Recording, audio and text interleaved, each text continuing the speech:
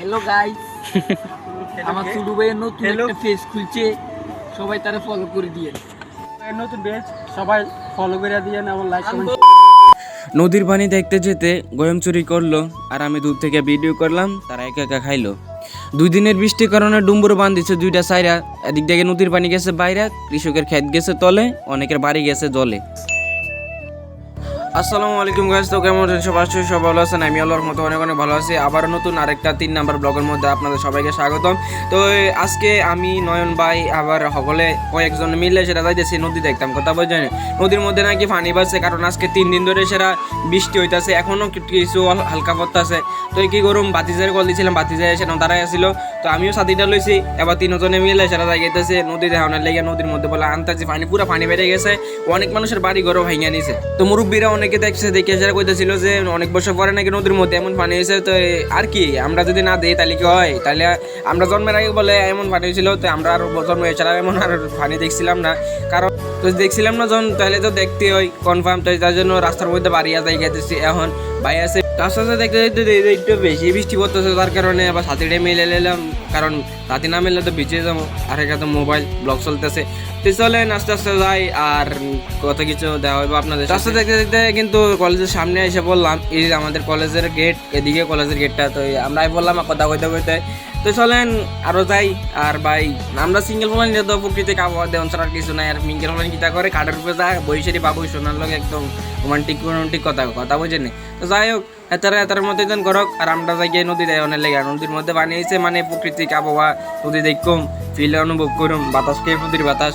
তো আস্তে আস্তে দেখতে দেখতে পুরো কলেজের গেটের সামনে এসে বললাম, এসে আবার কতক্ষণ দাঁড়াইলাম। তারপর আইসে বড় ভাই ইফরান ভাই। তো এখন দেখেন এই যে লুঙ্গি উপরে এসে আয় বসে, লুঙ্গি এসে আমার হাফেন বসে, কথা বুঝেন। তো যাই হোক পোলাপত্র আছে।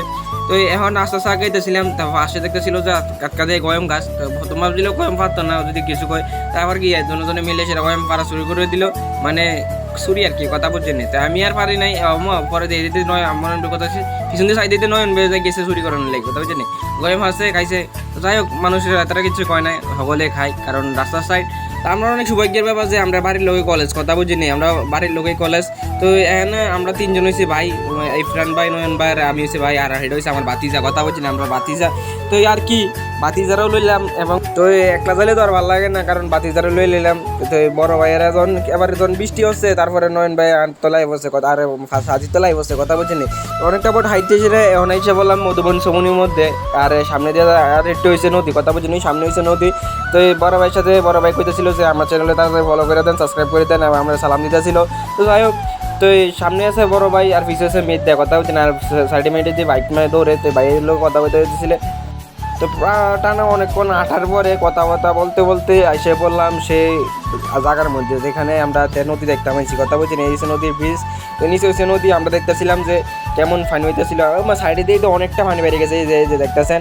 তো দাঁড়ান দেখাইতেছি, এই যে অনেকটা পানি বেড়ে গেছে, কারণ বৃষ্টি এদিক দিয়ে আবার ডুম্বুর পানি ছাড়িয়ে দিয়েছে। এই যে মানে ব্রিজের দিকে নিচে এই কত 20 থেকে 25 হাত হবো।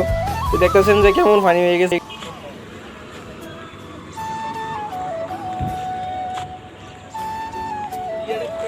তো আজকের এই ভিডিওটা ছিল এই পর্যন্তই। তো সবাই ভালো থাকেন, সুস্থ থাকেন, এবং যারা নদীর সাইডে আছেন তারা নিজেরাই সব সেফটি রাখেন। তো সবাইকে যারা চ্যানেল নতুন আছে তাড়াতাড়ি ফলো করে দিন। আর এদিকে বন্যাতে দেখতে পাইতেছে নদীর পানি কী পরিমাণ বাড়ছে, প্রায় নিচের থেকে উপরে হইব 15 থেকে 20 হাত, এমন একটু ফাঁক হয়ে পারে না 25 হাত। আর ভিডিওটা শেয়ার করতে বলবেন না। তো ভালো থাকেন, সুস্থ থাকেন, এবং আল্লাহ হাফেজ, টেক, বাই বাই।